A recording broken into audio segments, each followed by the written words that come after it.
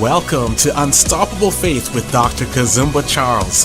This program is designed to inspire you to stand on the Word of God and to help you build unshakable and unstoppable faith in Jesus Christ. Here's your host, Dr. Kazumba.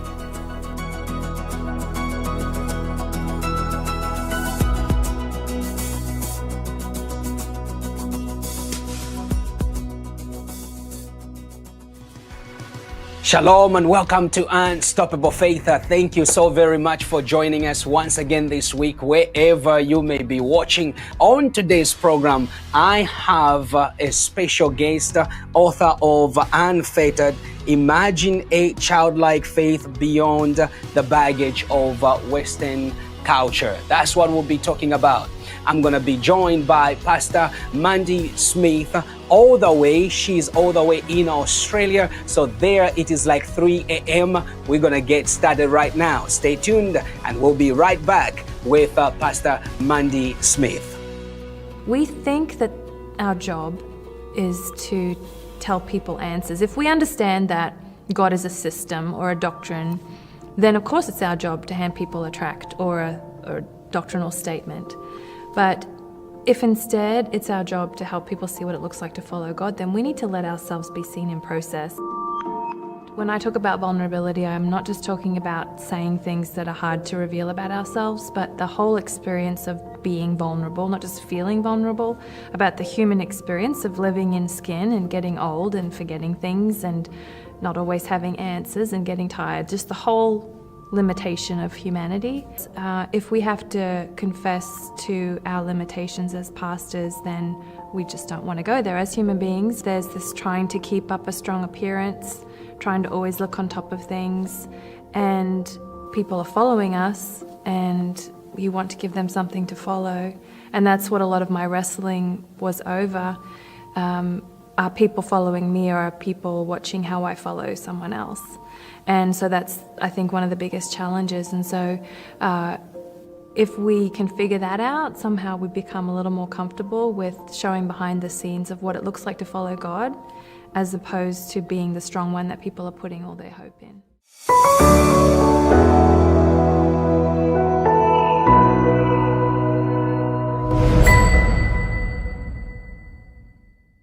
Pastor Mandy, welcome to Unstoppable Faith. Thank you so much for having me. It's a pleasure to be with you guys.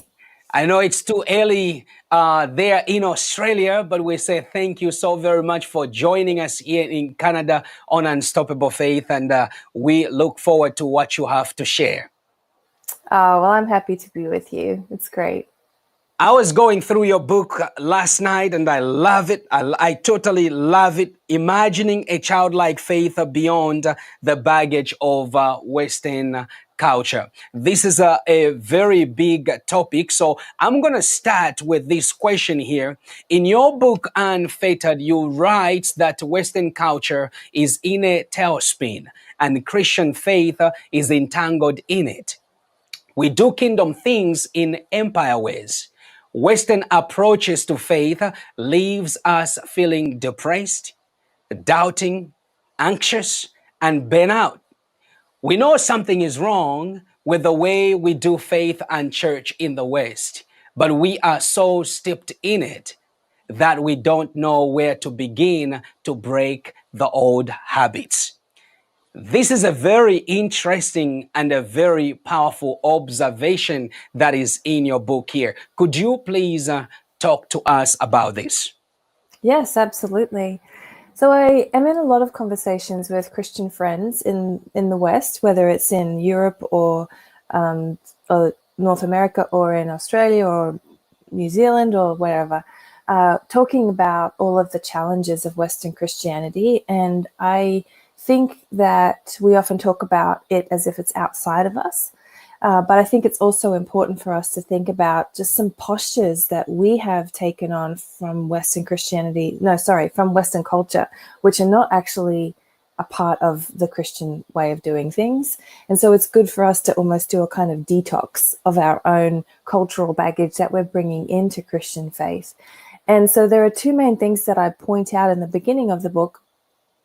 this I do, therefore I am kind of instinct, which has been talked about for a long time. Descartes talking about this several hundred years ago. And it's a way of defining ourselves primarily as thinking beings. And so it sets aside emotion, it sets aside our embodied experience, and it means that we're often exhausted, dry and doubting, and quite anxious and depressed. And then this second instinct that we have, that's a Western instinct but not a Christian instinct, is I do, therefore I am. Did I just say I do, therefore I am? I meant I think, therefore I am. The second one is I do, therefore I am. And by this, I mean just we're children of the Industrial Revolution. We are defined often by our job titles and our productivity, or maybe we're defined by the fact that we don't have a great job in this culture of this kind of identity. And so this also is not the Christian message. And so it also leaves us in a state of being anxious, feeling like it's all up to us, like the world is on our shoulders. And so what I propose in the book is that Jesus' invitation to the kingdom through childlikeness actually messes with both of those habits, both of those Western postures, because when we were children, we didn't only define ourselves by our thinking and intellect, although that's totally a part of who we are. We don't want to get rid of that. It's a part of how God made us. But as children, we saw ourselves as whole beings. We were aware of our instincts and our emotions and our bodily experiences and our relationships and our engagement with nature, as well as our ideas and thoughts. And also we, in response to this second thing about I do, therefore I am, as children, we were able to engage as participants in something that was already happening. We didn't expect that we were ruling the world, or that it was all up to us, or that things didn't begin unless we initiated them. We engaged in something trusting that they were already kind of humming, and it was just our job to join in. And so I came across this kind of by accident, by just feeling an invitation into more childlikeness, and that felt like something that was kind of sweet and whimsical and harmless, but it actually just totally changed my life, my faith, and my ministry. And I realized that, Jesus specifically says you can't enter the kingdom unless you become like a child. It's really simple, the way he makes that clear. And yet I personally, although I've been in the church my whole life, have never really heard a serious exploration of that.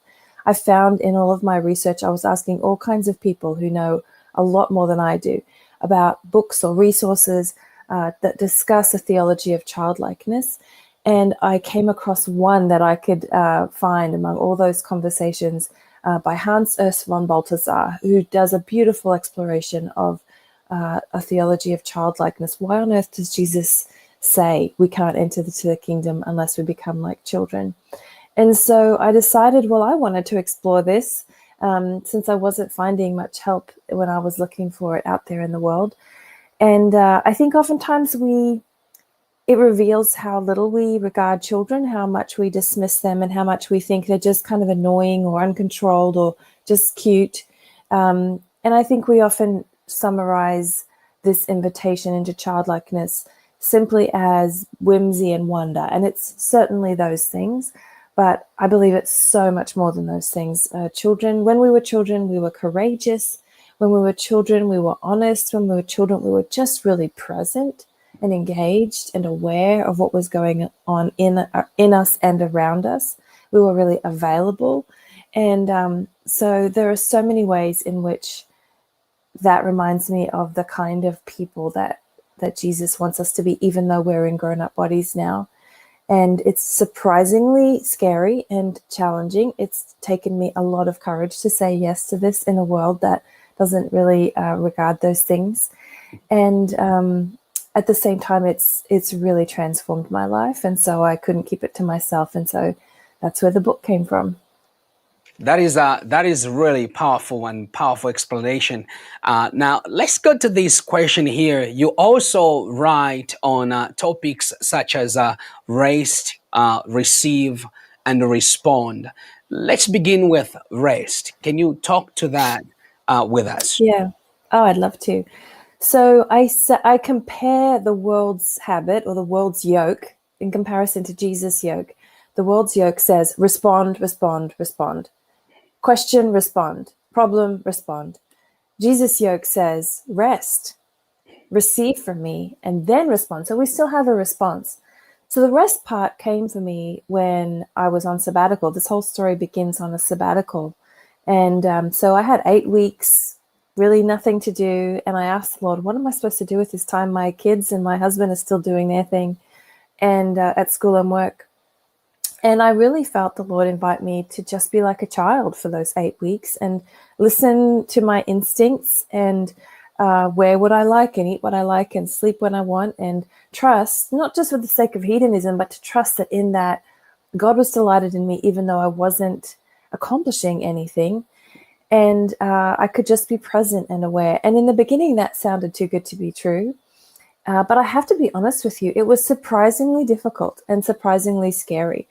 So I remember one of the earliest moments of this, I just felt a prompt to lie down in the grass. I was in a beautiful place and it was the first warm day of the spring. And I just felt like the grass was saying, come lie on me. And it was amazing how much hesitation I had. I was worried about what people would think of me if they saw me. I'm a lead pastor. Will people think I'm ridiculous? Will I lose my sense of respect from them? And I also thought, well, I was also worried about being disappointed. What if I lie down in the grass and I hope somehow it's a meaningful experience and it's just kind of dumb, And I realized, there are these real kind of what I call adultish reservations that keep us from just saying yes to what the Spirit is doing in our emotions and our instincts in nature. And so I took off my shoes and I lay down in the grass, and it wasn't an amazing mountaintop moment in the sense of God revealed something powerful to me, but it was, of all the times in my sabbatical, it was one of the moments that I just knew the Lord's presence, and I can't explain it. I just lay on that hilltop and I looked up at the sky and I said to the Lord, when you made this hill, did you know I was going to lie here? Did you think of me when you made that cloud? And we were just together. And it had been a long time since we were just together for the sake of it, because I'd been seeing God's presence as just an opportunity to get a bunch of answers and solve a bunch of problems. And so if it was, even though it was just on a hilltop and not a mountaintop, if it was some kind of a mountaintop experience, it was these little instincts, these little voices in me that I had to listen to lead me there. And I was surprised how much in that 8-week sabbatical there were real serious hesitations. And I call it adultishness, because we don't have the same distinction for adult as we do for child. So we have childlike and childish. Mm-hmm. That's a really helpful distinction. We don't have the same distinction between adult-like and adultish. And so I had to create that language, because there are really good ways to be adult, and there are really unhealthy ways to be adult. And I had to kind of set aside adultishness, which I define as a fear of powerlessness, a desire to be in control of our fate, our productivity, how other people see us, is what I call adultishness. And if we set aside that adultishness, then we can step into the rest of childlikeness that is not afraid of powerlessness, that knows that it's not powerful and is not ashamed of that. And something really beautiful is possible there. But I will say, I could imagine folks might be hearing me and saying, but I don't get 8 weeks off to go on sabbatical and explore this. And so I will say rest is not just, it totally includes Sabbath keeping in those days off in those times that are really beautiful like that. At the same time, when Jesus invites us to rest and take on his yoke, it's not just go on vacation. It's to those moments of just stopping for a split second and resting in him again, of abiding in the vine, of saying once more, oh, that's right, I'm not the Lord of the universe. And you may have been in meetings like that, even in the middle of really contentious or stressful meetings or decision making or problem solving, when someone has just said, can we just pray for a moment? That's rest too. to rest back in the Lord, to take on the Lord's yoke again, and to set aside our own adultishness and to trust someone else is carrying this, someone else is carrying us, and we can engage as courageous children, unafraid of the ways that we're powerless and willing to receive God's power. Here is my follow-up question. What gets in the way of rest? Well, as I mentioned, I was starting to notice some serious hesitations that were wanting me to be in control of outcomes, in control of people's opinions of me. And that actually brought me to a place of having to really deal with some false self stuff. So Thomas Merton and other Christian writers talk about true self and false self. And I think it's really helpful language because we are called to die to ourselves, but God is not calling us to die to who he's made us to be, to the personality he's given us or this human nature he's given us. He's calling us to die to our false self so that our true self can live. And it might feel like he's asking us to die to something that's really central to who we are just because of how we've come to be used to being that way. But he's asking us to release things, our own control, especially in order to receive who we truly are as his children. And so I was really surprised how listening to those prompts really invited me to die to my desperate efforts to control, especially for me, I'm a people pleaser. So to control people's opinions of me. Because following that childlike prompt, that instinct in you, oftentimes people won't get it. And they'll look at you in a strange way, whether just because you're delighting in something that makes no sense to them or you're doing something that isn't sensible or can't be explained. And that was one of the hardest parts for me, was that I couldn't even explain it myself. It wasn't like I had the plan. I was saying yes to instincts in me, to just engage with creation or to pay attention to what was happening around me or in me emotionally or in my body or in my thoughts and ideas. And so there were times that other people around me were like, I don't get it, explain it to me. And when you're just listening to something that didn't come as a complete sentence or with full instructions, as oftentimes the prompting of the Spirit comes, it's often kind of vague. I couldn't understand it myself or explain it to myself, much less to anybody else. And that was really scary for me as a people pleaser and as someone who is a perfectionist and who likes to be in control. It was very scary. So there are real hesitations that come up when we choose to pay attention to the invitation to engage with nature, the invitation to listen to our instincts, to our emotions, to our bodies, and respond to those things. That invitation to childlikeness took me to some surprisingly scary places. And so there are real things that get in the way of that invitation to rest. Now, let's go to the other point, because you share about those three: rest, respond, and then we're going to get to receive. Can you touch also on respond? Yes. Oh, so receive is the last one. Did you want me to jump straight to... receive is the second one. Receive, no. Receive is the second one. That's true. Yeah. Let's go to receive. Sorry. Let's go to receive. Oh, okay. And I will come to respond, because they are rest, receive, and respond. So let's start with receive now. Yes. So from that resting, I just started finding myself receiving insights or prompts to act.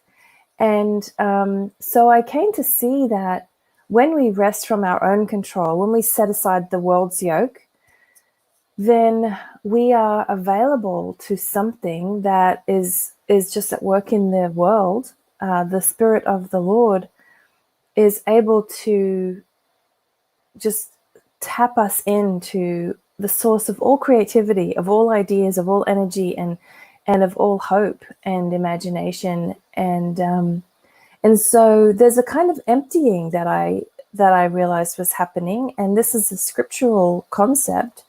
But at the same time, I think in Western Christianity, we're not often encouraged to empty. We're often encouraged to say, give me spirit, fill me spirit, which is beautiful. But at the same time, if there's something in there that is getting in the way of the Spirit's work, we're invited to empty of it. And so the resting is actually a way to release our control, to release our anxious efforts, and to get rid of just the junk, the ways that the Spirit is cluttered. And so I came to believe that the Scripture doesn't say that the Spirit's presence comes and goes. Scripture says we have been given this as a seal of our inheritance. We already have the promise of God's presence in us if we receive him. And what I think happens is we are so used to controlling things that we just put a bunch of other junk in there that clutters up the Spirit's capacity. And so once we start confessing that and releasing that and, purging and pruning and purifying, all the P's are all scriptural concepts, all which involve are getting rid of something that's getting in the way. So when we rest, it means that we are releasing our own control and getting rid of some of those habits that get in the way of the Spirit that's already in us, is already powerful. We don't feel the power of it because we're too busy being powerful in our own strength.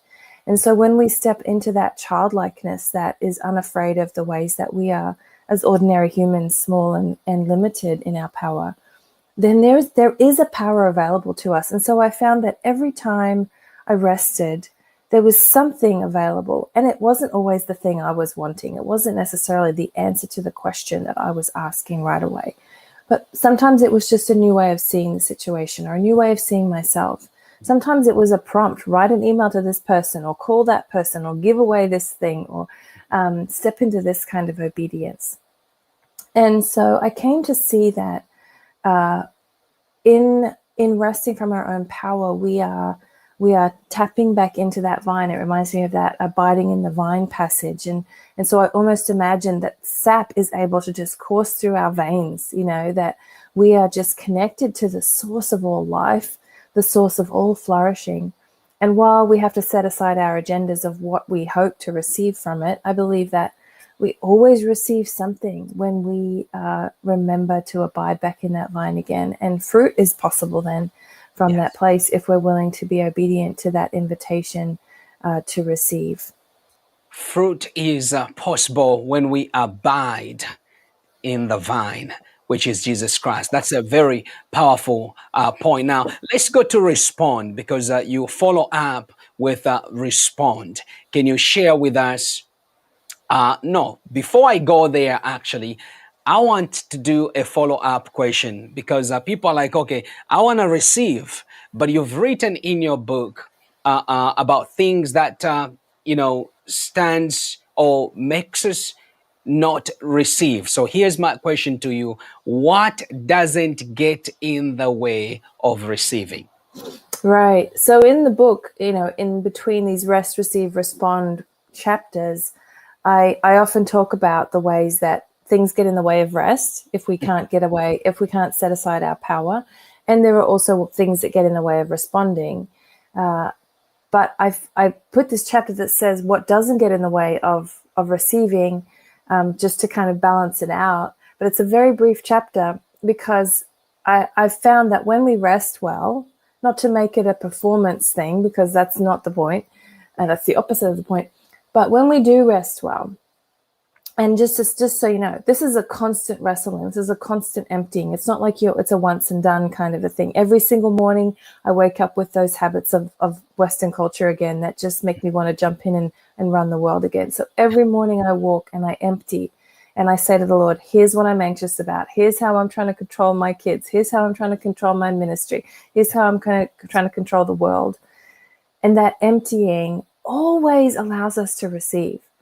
And like I said, we have to set aside our agendas too of what we're going to receive. But every time I do that, I come home with from that walk with just a new perspective or a release of my anxiety. Or oftentimes, though, there is a prompt. Oftentimes there is an invitation to connect with someone or to preach this sermon or to write this article. And interestingly enough, and I hesitate to say this because I don't want folks to do this for the wrong reasons, Yes. but after beginning this habit, after 8 weeks of this on my sabbatical, of really practicing it, when I was getting ready to go back into work, I suddenly just had ideas for articles. So I love writing, and I've always enjoyed writing blog posts and articles for various publications in addition to books. But something was available to me that I just had whole articles come to me that I suddenly wrote. In the next year, I wrote over 100 Christian articles.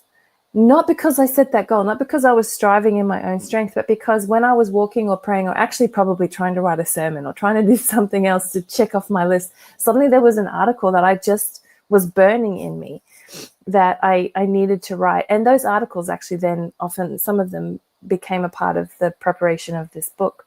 And so there was fruitfulness, there was real productivity that came from that, but not for the sake of productivity, not for the sake of proving myself or showing that I was productive, but there was just ideas available to me and creativity. And I knew it wasn't just my ideas and creativity. But I don't say that to say, okay, follow this formula in order to have more fruit or more articles or more whatever you want to have. It was only in releasing, because I wasn't even wanting to be writing more articles. That was what the Lord decided. I would have said, I don't have time to write 100 articles in the next year. I'm trying to lead a church and raise my family here, you know. Yes. So I just found that there were things that just weren't in the way anymore when I was willing to do the very serious hard work of stepping into childlikeness and wrestling with my adultishness. Wow. Now, what keeps us from responding? Right. So when we step into that rest and we receive something from that rest, be it a prompt to act or a prompt to pray or a prompt to give or connect with somebody, then there is a different kind of hesitation that comes in. And here is where I compare childishness with adult likeness. So here in this invitation to respond is an invitation to own our agency, to own what power we do have, even though it might be limited. We do have voices, we do have gifts, we do have resources. And God invites us to use those. And then there's this childishness that comes in and says, oh, who am I? I have nothing to give. I'm only small. And we see this in all of the prophets throughout Scripture, or many of them. Jeremiah says, I'm only a child. Don't ask me to be your prophet. And God turns it back on himself, doesn't respond to Jeremiah's desire for compliments, but responds with, I am the Lord. I have called you. I will send you. I will give you the words to speak. And so this is scary in a very different way than the invitation into childlikeness, because adult likeness means taking risks and stepping out and speaking and acting in ways that you don't even fully understand yourself and may smack you in the face. And so I think this was a really helpful balance, because I think myself and everyone I see in the church, oftentimes we're wrestling with these two extremes of it's all up to me or it's all up to God. And so we, when we step into faith, we say, well, God is running the universe, so it must be all up to God.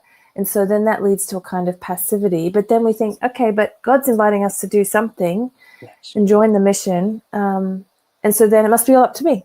And so we just flip back and forth from these two extremes. And neither of them actually requires any engagement with God. Either he's doing everything or we're doing everything. But this kind of engagement of childlike adult likeness, of being unafraid of how we're powerless and being unafraid of how we're powerful, which in short is being unafraid. This invites us into partnership with God, trusting that he actually is the one who is at work in the world. He is on adventure, on mission, making all things new, even though we don't always see it. And he invites us, and this is beautiful. He's not wanting to do it all by himself. He invites us to partner with him in that adventure so that we get to be on the front lines of the mission with him. And when it gets hard, it's not because he sent us out by ourselves to do something impossible, But he has called us then, when it's hard, to just rest in him even more, to trust in him even more, to be under that yoke with him together. And so being on mission and growing in our faith are the same thing, not two separate things. And so the response invitation requires an awful lot of obedience, which can mean dying to our own comfort and our own preferences. And the beautiful thing for me here was that when we rest and we receive something from that rest and we respond to what we receive, sometimes it has pleasant or happy or expected outcomes. Sometimes it's obviously successful in the way that we would have hoped. And that just helps us understand why God prompted us in that way. And it sends us back to rest in him. It sends us back to worship him and to trust him. But what's really helpful for us to remember is that sometimes, even though we are receiving a prompt from the Lord and we are responding to that prompt, sometimes it doesn't go the way we hoped. Sometimes it doesn't look like wonderful, successful outcomes.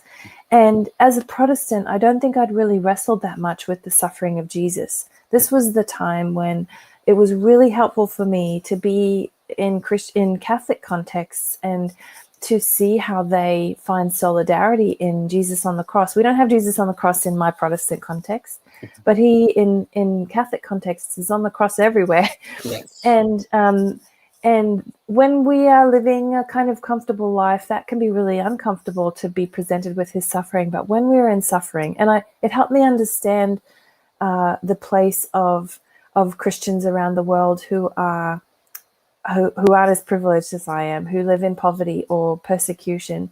It helped me just get maybe a little glimpse of why they love to talk about Jesus on the cross, because they find solidarity in their suffering. And they know that they are not alone, and that the suffering does not mean God has forsaken us. And so it's a beautiful thing to remember that sometimes our obedience leads to fruit that we can measure and wonderful outcomes, and sometimes our obedience leads us to places that feel like death. And we are not alone in that, because that's literally what happened to Jesus, that his pursuit of the kingdom and his obedience to the Father led him to the cross. But for the joy set before him, he was willing to pursue that. Amen. And so for us to press into the kingdom and for us to bring the kingdom is not always going to be well received. Yes. And there are going to be places where this childlikeness leads us into places of suffering and pain. And I unpack the various ways that Jesus died, because if we only see the physical death that he died, then we might not realize how much his death means for us every day. Because he also died he also died emotional and social and relational and existential deaths. He died to his desire to be understood and received. He died to so many relationships. He died in ways that brought up really social discomfort and emotional discomfort and existential discomfort. There was a kind of death in Gethsemane before he ever got to the cross, as he's just emptying of his control. And that really blesses me to remember that we are, in our obedience, we are being called to die in many, many ways that don't always include physical death. Sadly, some people's obedience brings them to physical death, but there are many other deaths that are in many ways almost or just as painful.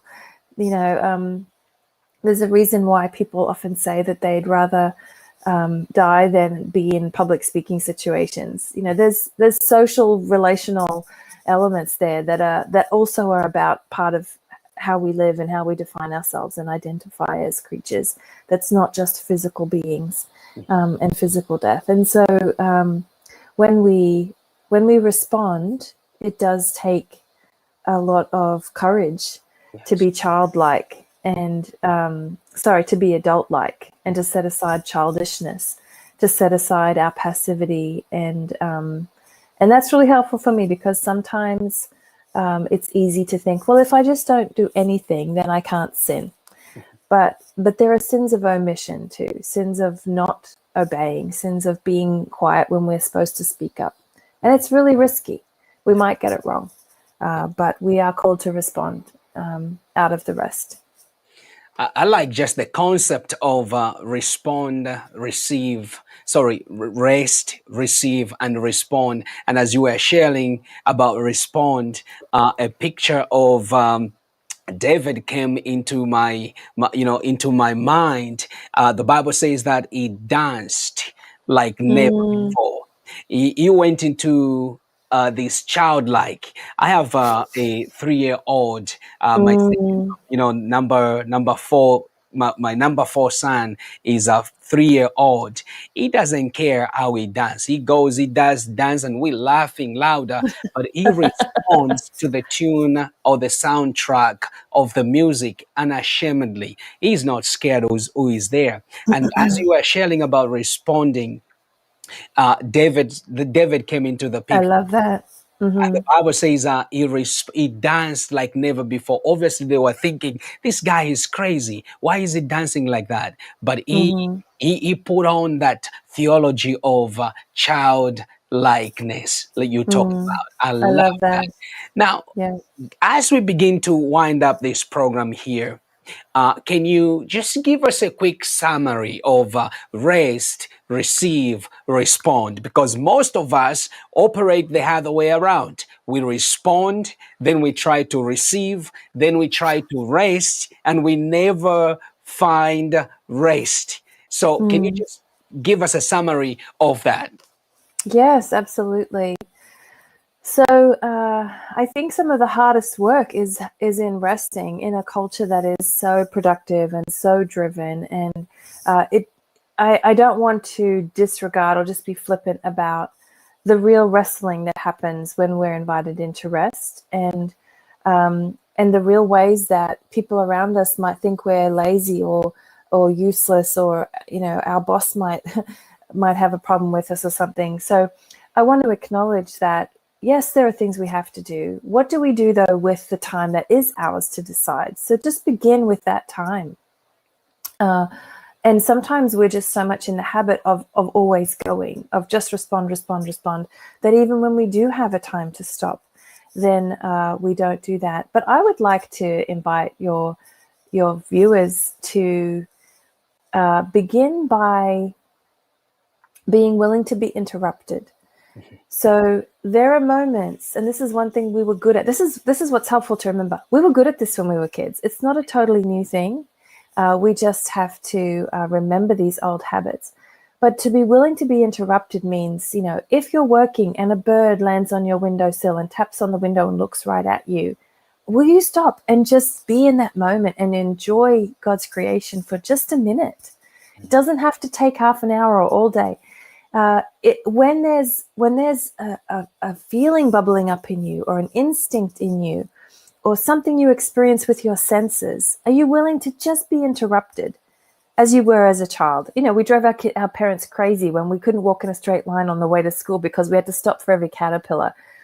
What does it look like to just listen to those things that are calling out to us in creation, in other people, in our own bodies, and just pay attention, but just a moment, to be interrupted from our own productivity for a moment and trust that it may not solve all the world's problems, but it will make life more livable, and it will make God more present, because I believe he is bombarding us constantly with messages about him, and they don't all come in words. They don't all make sense. Sometimes they come in emotions, sometimes they come in colors and sounds and beauty and multisensory experiences.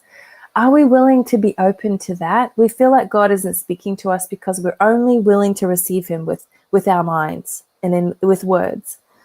And meanwhile, we've switched off all these other receptors in us that I would invite people to open up again, to receive the ways that God is constantly engaging with us. And so there's a little invitation into the resting. And I can tell you from what I've seen in my own life, and from ways I've walked through this with others, that there will be something for you in it. It may not be what you were wanting, but God might just be reminding you he's with you. He loves you. And he's made a beautiful world for us to engage. So that's a place to begin with the rest, receive, respond.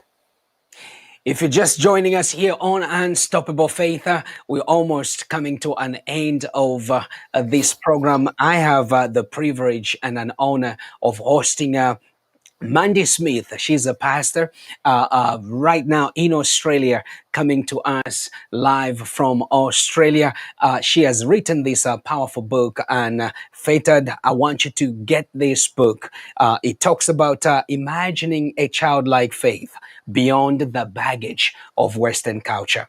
You know, most of the times I travel extensively, I hear from a lot of people.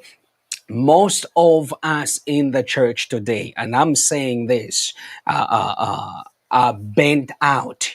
It's like somebody has to drag us to just go to church anymore. We have lost that, passion or desire to even worship God because of the excess baggage that we put on. And Mandy, she helps us to touch on that topic. She talks about rest, the importance of rest. She talks about receiving as well as responding, not the other way around, where we respond and then we try to receive and then we try to rest. And she shared on that to say, even when we have an opportunity to rest, we can't even rest. Oh my goodness, this has been powerful. Now, as we wind up this program, Mandy, I want to ask you this personal question. Could you tell us a moment of unstoppable faith in your life? Well, the first thing that comes to mind is a moment when I was stepping into the lead pastor role at my church. I had been associate pastor. I'd never seen anybody like me stepping into a lead pastor role before. And that was partly because I'm a woman and I'm not in a movement that in the past has affirmed women in leadership, but it was also just my personality. I'm an introvert and I'm an artist, and at the time I was living in America, so I felt very foreign as well. And so that was a real crisis for me after years of preparing and praying and feeling called to ministry, to suddenly be presented with the possibility that I couldn't do it. I went to a conference, a Christian conference, and nobody there really looked like me or thought like me or sounded like me. And it was a real kind of collision. It was a moment. I just stepped out of that conference for about 24 hours, went to my hotel room and told the Lord, you've made a mistake. If that's what Christian leadership looks like, they're wonderful people, but none of them look like me. If that's what Christian leadership looks like, you've made a mistake. I've got nothing. And I think I threw up several times in that hotel room. I didn't eat, and I just cried on the bed for about 24 hours. It was a crisis moment, not just for my calling, but for my faith. And the Lord kept saying to me, in your weakness, I am strong. In your weakness, I am strong, which at the time felt like a platitude, because I had thought that means in your weakness, I'll make you feel strong. And that wasn't happening. I was feeling very weak. But I chose to trust that might be possible. So the moment of faith there was not even fully understanding what that meant, but stepping back into my new role as a lead pastor, trusting that there was something to that I didn't yet understand, that I was not going to stop feeling weak, and yet God was somehow going to be powerful in all the ways I felt inadequate. And so I came to love that passage of in 2 Corinthians, where Paul says, in our weakness, he is strong. And it's a beautiful possibility that God invites all of us as ordinary humans to be ordinary, to be limited. And yet God sees us as glorious. He became ordinary like us so that he could show us that we are glorious like him. And I'm coming to believe that from experience, from trusting, and from watching how he has shown his power even in my weakness over and over again. Every time I do that, it requires a kind of unstoppable faith too.